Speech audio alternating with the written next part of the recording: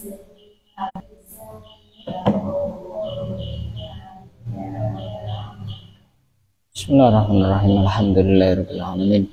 Wassalatu wassalamu ala sayyidina Muhammadin asyrafil mursalin wa ala alihi wa sahbihi ajmain.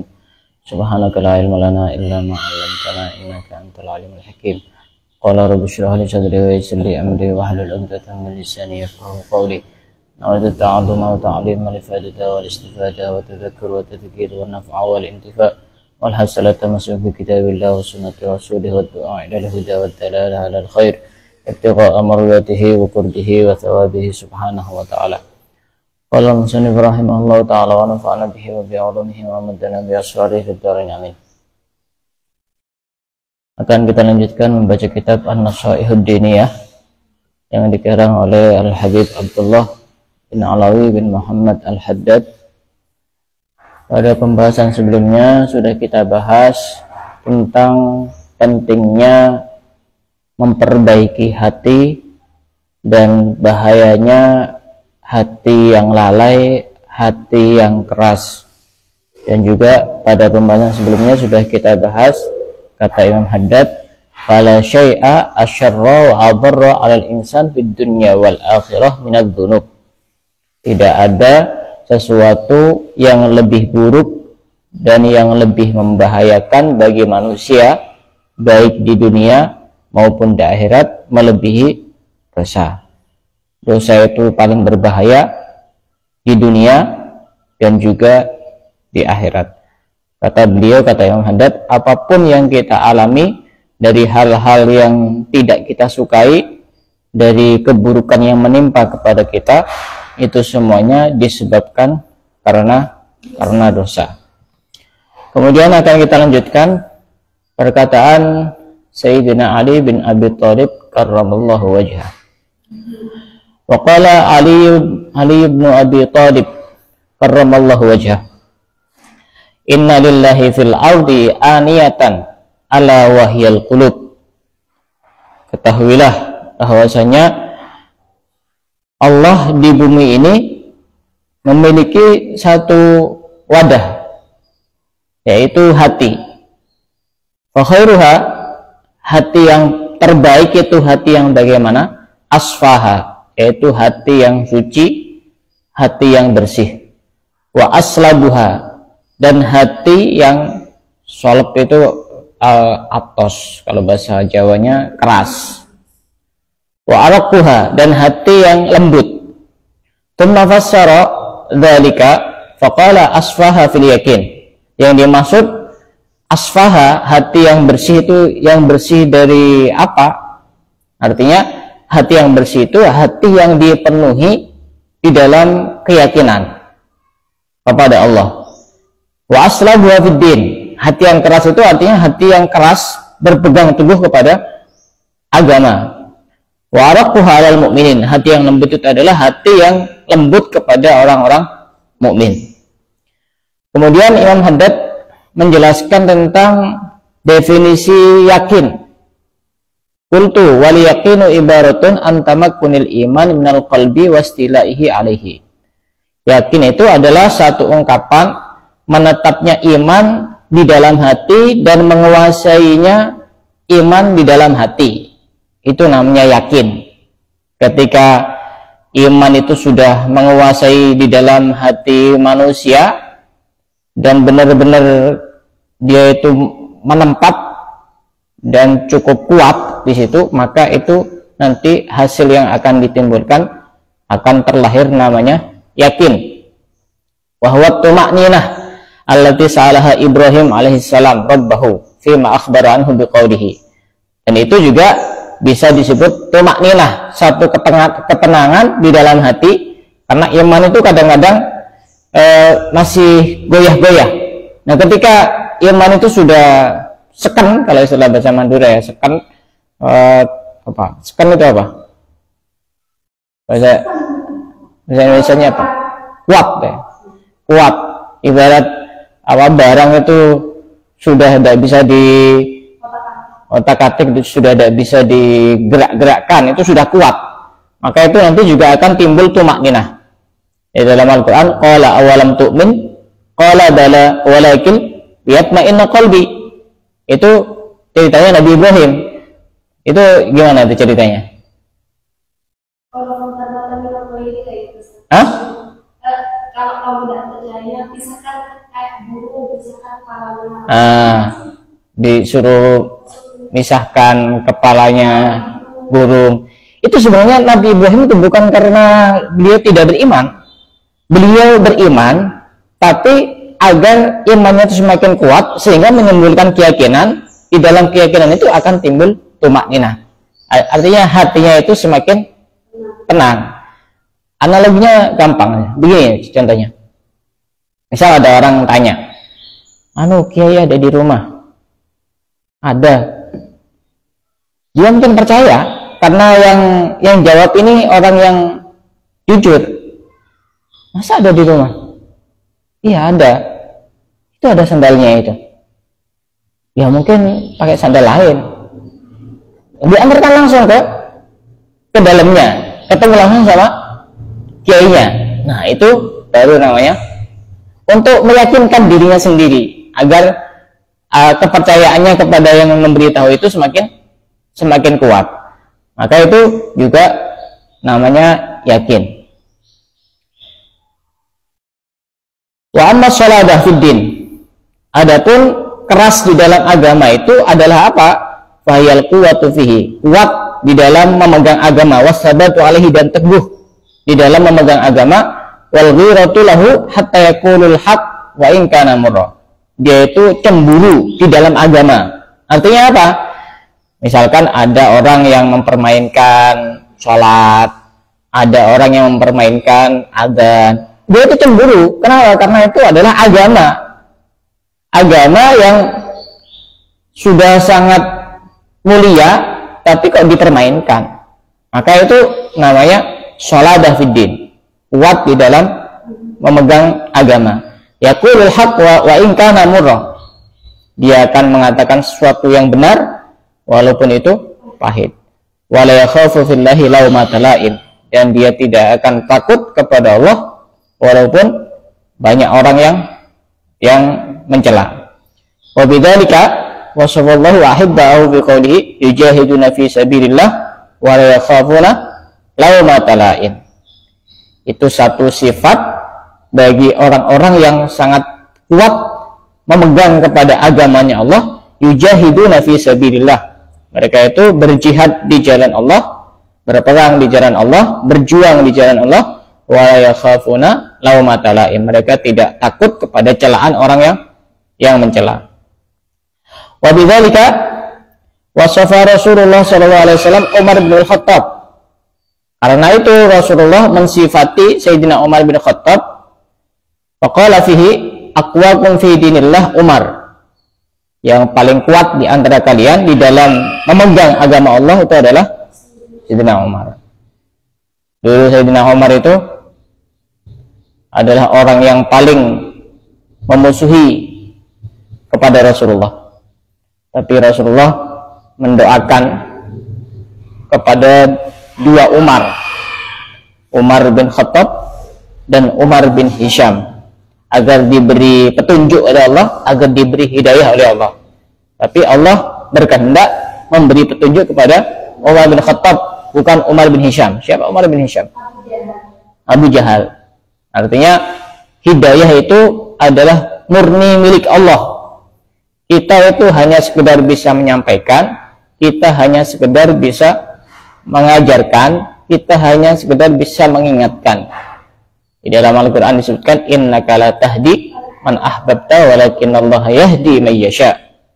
Sesungguhnya engkau tidak akan bisa memberi hidayah kepada orang yang engkau cintai, kata Allah kepada Nabi Muhammad, walakinallaha yahdi man yasha. Akan tapi Allah akan beri hidayah kepada siapa saja yang Dia kehendaki. Qauluhul haq, perkataannya Sayyidina Umar itu adalah benar. Saking garangnya Sayyidina Umar, saking tegasnya Sayyidina Umar, saking pahlawannya Sayyidina Umar, sampai setan itu takut kepada Sayyidina Umar. Bukan cuma takut kepada orangnya. Ketika Sayyidina Umar itu melewati satu jalan, maka setan itu tidak akan melewati di jalan itu. jalan yang dilewati Sayyidina Umar itu ditakuti sama setan. Itu artinya bekasnya orang-orang soleh itu ditakuti sama musuh-musuhnya Allah. Dan memang memberikan satu hal yang manfaat ketika asar solihin itu diambil berkah dari orang-orang yang memang ingin mendapatkan kemuliaan, kebaikan dari orang-orang soleh tersebut. Wa ma lahu fin nasi min shadiq. Sayyidina Umar itu digambarkan oleh Rasulullah, wa ma lahu fin nasi min shadiq, seakan-akan saking kerasnya itu kayak tidak punya teman. Padahal beliau temannya itu sangat banyak. Kemudian wa ammar riqhalal mu'minin. Tadi kan disebutkan bahwa hati yang terbaik itu adalah hati yang bersih atau suci. Yang dimaksud hati yang suci itu adalah hati yang dipenuhi dengan keyakinan. Hati yang terbaik itu adalah hati yang keras, artinya berpegang teguh kepada agama, memegang prinsip sangat kuat kepada agama. Dan juga hati yang terbaik itu adalah hati yang riqah, artinya lemah lembut, berkasih sayang kepada orang-orang mukmin. Amar riqatu 'alal mu'minin fa ayyakun rahiman bihi musyfiqan 'alaihim. Yang dimaksud hati yang lemah lembut kepada orang-orang mukmin itu adalah dia itu menebarkan kasih sayang dan menyebarkan kelemah lembutan kepada orang-orang mukmin. Wa dzalika min asyrafil akhlaq, dan itu termasuk akhlak-akhlak yang termulia. Wa afdalul hisal, dan paling afdal-afdalnya satu budi pekerti. Wa bihi wasafallahu rasulahu, dan dengan itu Rasulullah mensifati Rasul-Rasulnya. Laqad ja'akum rasulun min anfusikum azizun 'alaihi ma 'anittum harisun 'alaikum bil mu'minina raufur rahim. Telah datang kepada kalian rasul min anfusikum, dari diri kalian. Bahasanya Al-Quran itu dari diri kalian, artinya dari jenis apa? Manusia. Dari jenis manusia. Agar apa? Agar manusia itu bisa mencontoh. Jadi rasul itu bukan dari jenis jin, bukan dari jenis hewan, bukan dari jenis setan, bukan dari jenis malaikat. Karena ada yang didewa-dewakan itu di kelompok-kelompok lain itu apa namanya, hewan, ada mendewakan sapi gitu. Nah, kita itu dikasih oleh Allah rasul dari min anfusikum, dari jenis kalian, dari jenis manusia. Azizun 'alaihi ma 'anittum harisun 'alaikum bil mu'minina raufur rahim. Yang menjadi garis bawahnya adalah bil mu'minina raufur rahim. Sifat rasul itu adalah rauf, rahim kepada orang-orang mukmin. Rauf rahim itu gampangannya ya kasihan kepada orang-orang mukmin, berkasih kepada orang mukmin, menebarkan sayang kepada orang-orang mukmin. Artinya wa ma arsalnaka illa rahmatan lil alamin. Dan tidak ada nabi dan rasul yang dikasih dua nama Allah sekaligus selain Nabi Muhammad. Rauf ini nama Allah, Rahim itu nama Allah, dan itu hanya diberikan kepada Nabi Muhammad. Itu satu tanda bahwa Nabi Muhammad adalah nabi yang memiliki derajat yang begitu sangat tinggi, memiliki derajat yang begitu sangat mulia di sisi Allah. Di dalam Al-Quran disebutkan, kuntum khaira ummatin ukhrijat linnas. Kalian adalah sebaik-baik umat yang dikeluarkan untuk manusia. Kita itu sebaik-baik umat. Kenapa kita kok dikatakan sebaik-baik umat? Karena kita punya sebaik-baik nabi, karena kita punya sebaik-baik rasul, sehingga kita itu dikatakan sebaik-baik umat. Waqala Rasulullah SAW, ar-rahimuna yarhamuhumur rahman. Ar-rahimuna yarhamuhumur rahman. Orang-orang yang menebarkan kasih sayang, maka mereka itu akan dikasih sayangi oleh Ar-Rahman. Siapa Ar-Rahman? Allah. Wa man la yarham la yurham. Orang itu kalau tidak berkasih sayang, maka dia tidak akan dikasih sayangi sama orang. Ya memang begitu. Orang itu kalau berbuat buruk, maka keburukan itu akan kembali kepada dirinya sendiri. Begitu juga orang itu kalau berbuat baik, maka banyak orang yang akan berbuat baik kepada dirinya sendiri. Itu memang sudah hukumnya begitu, sudah sunatullah begitu. Orang yang menebarkan kasih sayang, maka dia akan dibalas dengan kasih sayang juga. Oh ya, gambarannya orang nanam padi, ya tumbuhnya padi, tidak mungkin tumbuh jagung. Begitu juga orang nanam jagung, ya tidak mungkin tumbuh padi. Semua itu ada balasannya masing-masing. Waqala Rasulullah sallallahu alaihi wasallam aidan. Rasulullah itu juga bersabda, "Inna abdala ummati la yadkhulunal jannata bikasrati salatin wala siyamin bal bi salamati sudur wa sakhawatin nufus warahmati bikulli muslimin." Kata Rasulullah, sesungguhnya wali-wali abdal dari umatku itu mereka tidak masuk surga disebabkan karena banyaknya sholat, disebabkan karena banyaknya puasa. Mereka itu bisa masuk surga bukan karena itu, bukan karena banyaknya sholat, bukan karena banyaknya puasa, bal bisalamati sudur, bahkan akan tetapi disebabkan karena salamati sudur, artinya hati yang bersih dari penyakit-penyakit. Tidak ada riya, tidak ada iri, tidak ada dengki, tidak ada permusuhan, tidak ada kebencian. Itu orang yang nanti akan menjadi wali-wali abdal, ciri-ciri wali abdal yang nanti akan masuk surga. Makanya sekarang ini di bulan Sya'ban dan pada malam nisfu Sya'ban, Allah akan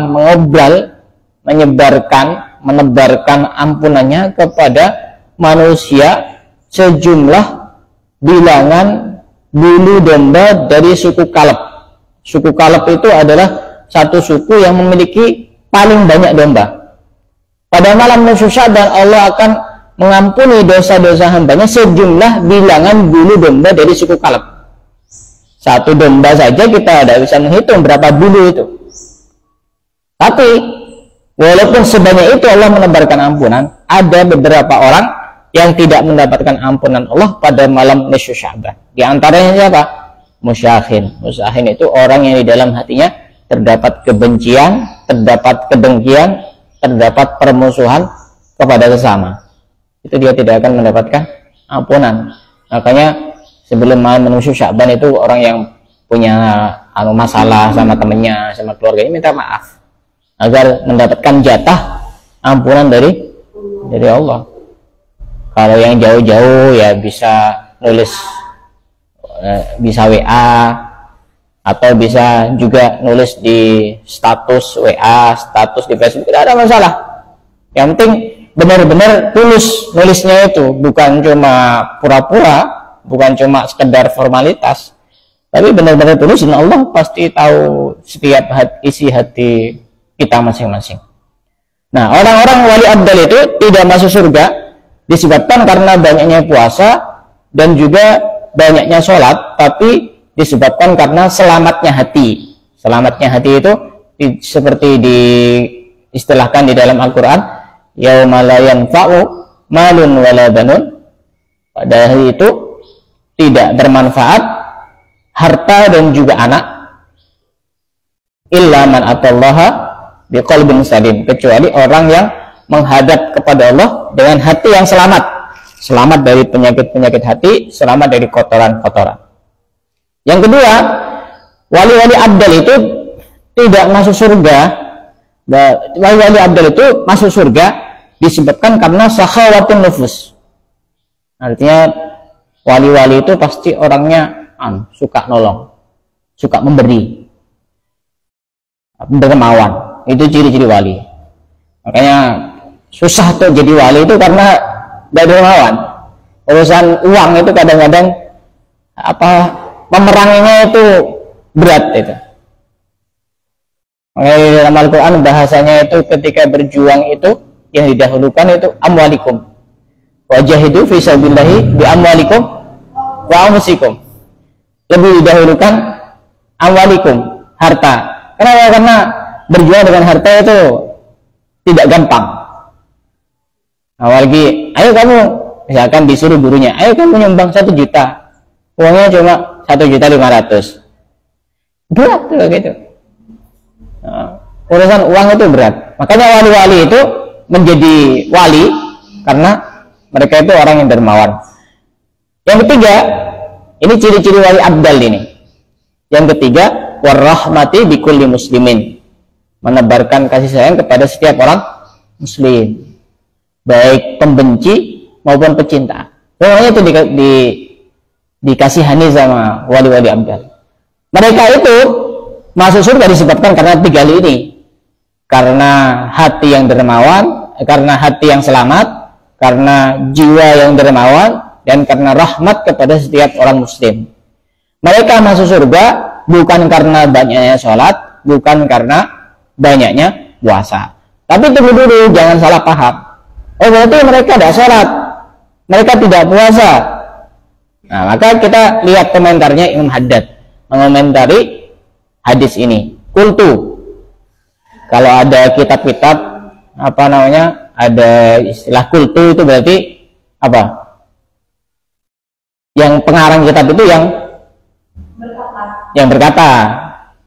Jadi kultu itu jangan diartikan satu, sesuai dengan kitabnya masing-masing. Karena ini kitab Nasauddiniyah, berarti ini yang berkata adalah Imam Haddad. Kultu wala yufhamu min hadza, dan tidak dipahami dari ini, dari hadis-hadis yang tadi sudah disebutkan, yang masalah wali abdal itu, annal abdala laisu bimuksirina minas shalah wa siyam, bal kanu muksirina minhuma wa min ghairihima minal a'mali shalihah.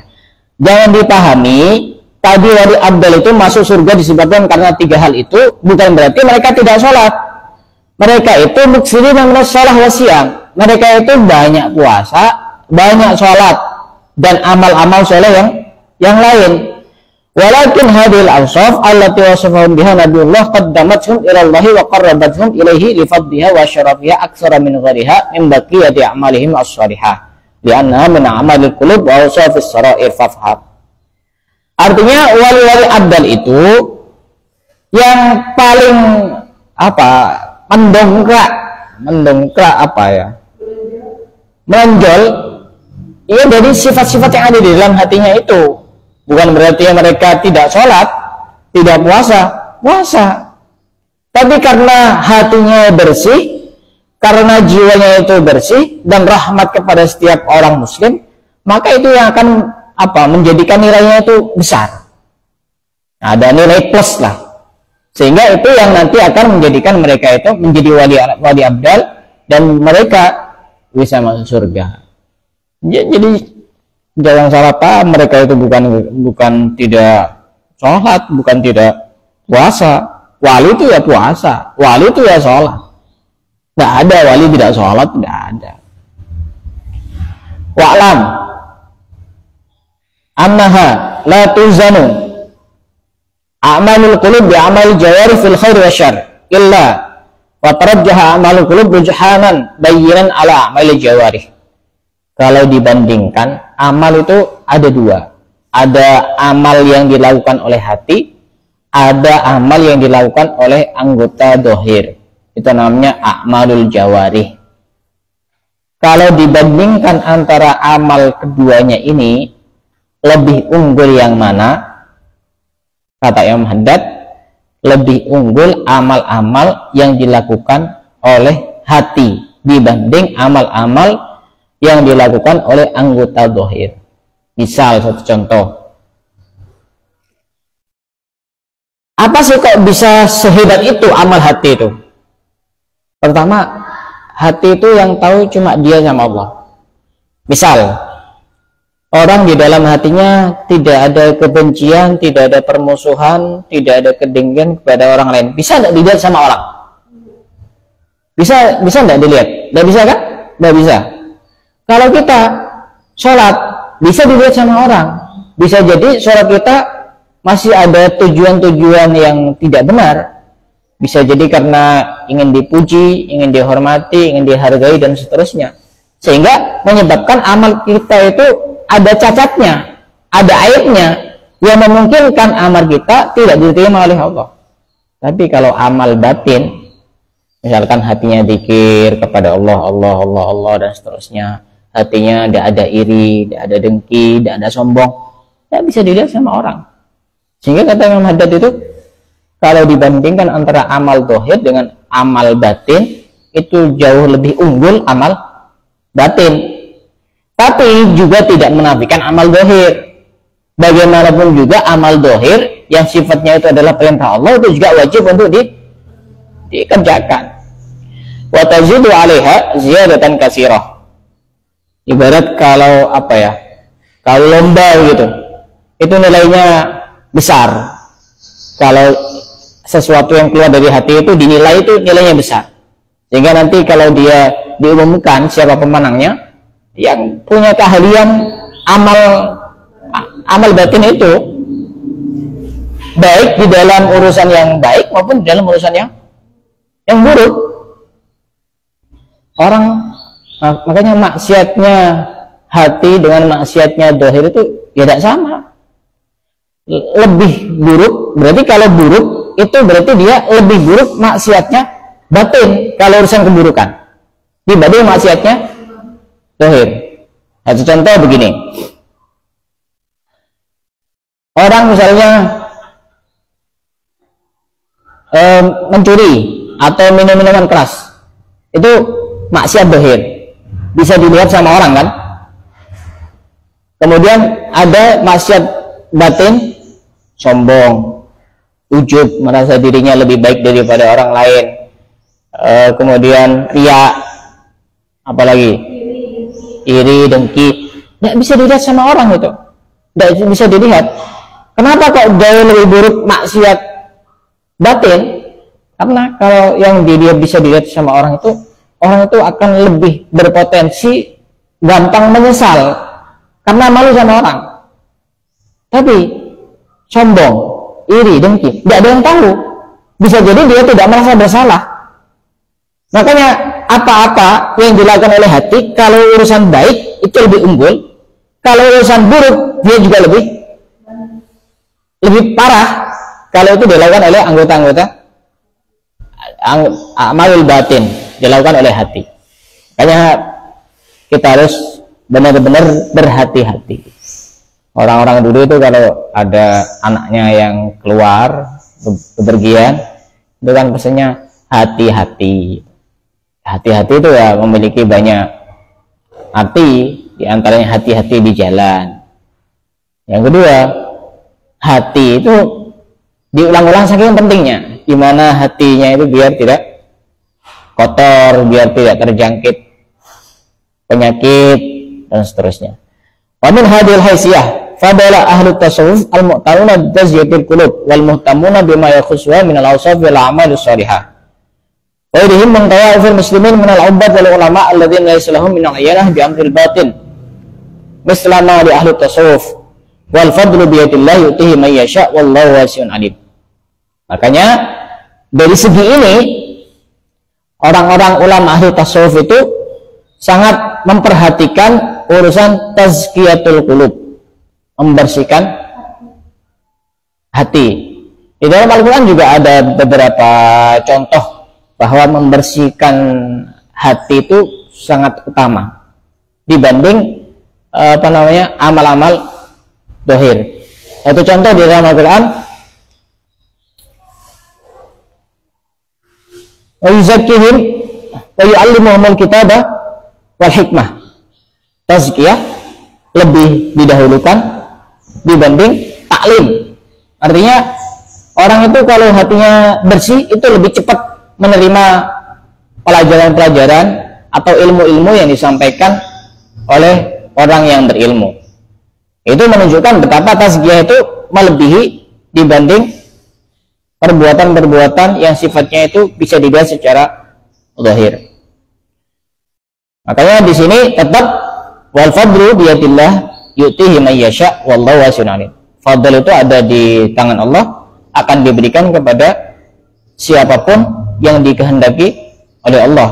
Wallahu wasi'un alim. Sedangkan Allah itu maha luas rahmatnya, alim, maha mengetahui kepada segala apapun yang dilakukan oleh hambanya, kepada apapun yang ada di dunia ini.